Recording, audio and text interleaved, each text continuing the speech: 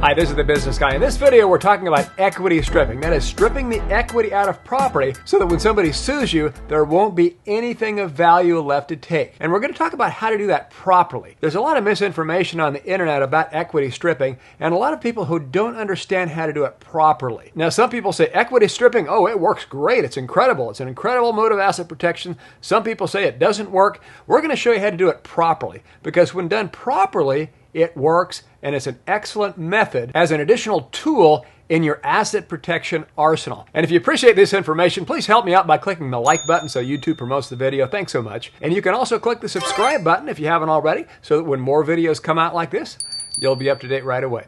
Let's go ahead and take a look at some illustrations now. First, we'll take a look at how to protect rental property if you have one, and then we'll talk about how to protect your personal residence from lawsuits. First of all, when somebody sues you personally, you want protection so that nobody can take that property away from you. Second of all, if there's liability on the property itself, you want to protect the property from being taken away, and that's where equity stripping can give a lot of strength to your plan if you do it properly. Here's how to do it properly. First of all, we put an investment property into a land trust for privacy of ownership. It holds title to the property, and then we make an LLC, a limited liability company, the beneficiary of that land trust. So the land trust gives you extra privacy. It gives you great flexibility if you want to assign the beneficial interest in the land trust to another LLC or another person.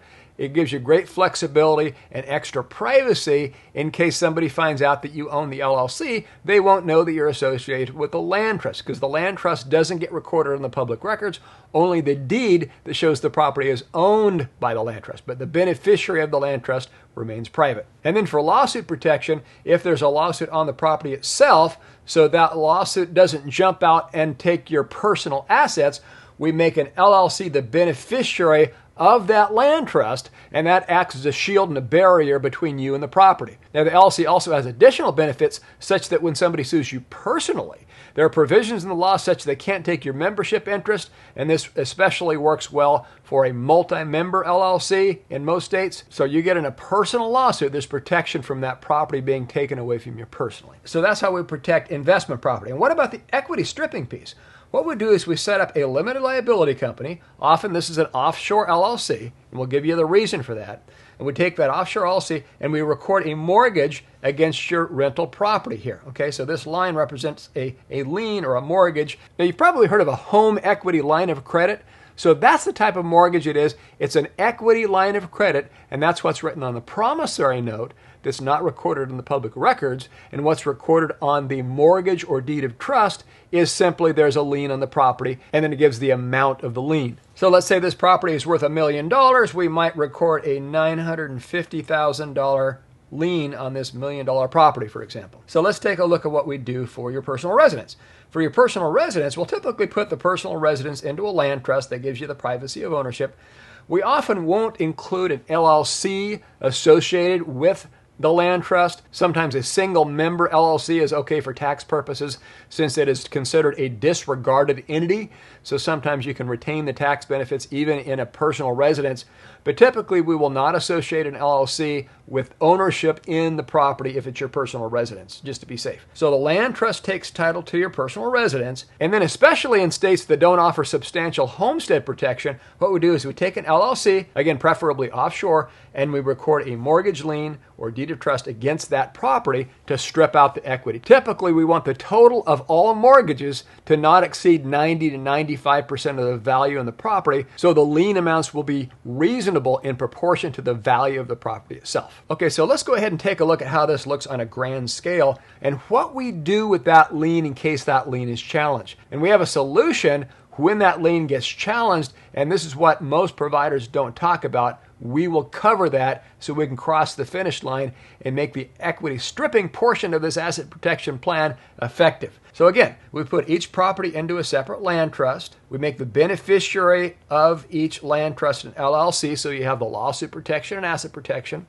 Here's your personal residence here. It's in a land trust only. Next, we set up an LLC. A lot of times this will be inside of an international asset protection trust, and it'll be an international LLC.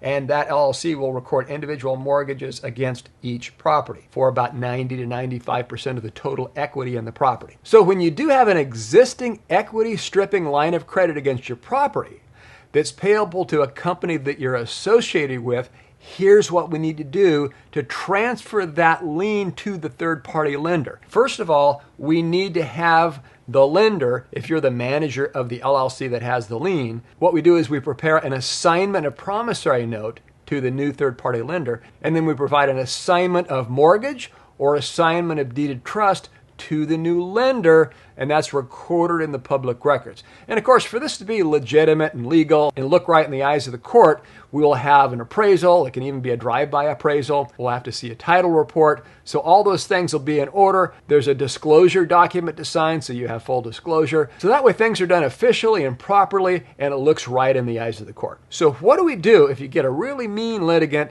that's willing to go the extra mile? Here's what we do. So that somebody won't challenge that lien as invalid and show there's no money that has changed hands and so on. We don't want the courts to do that.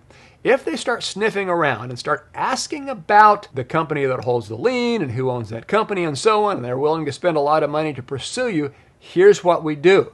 What we do is we get a third-party lender, and we do have third-party lenders who will purchase these liens, and we put the proceeds from these mortgages into an international asset protection trust.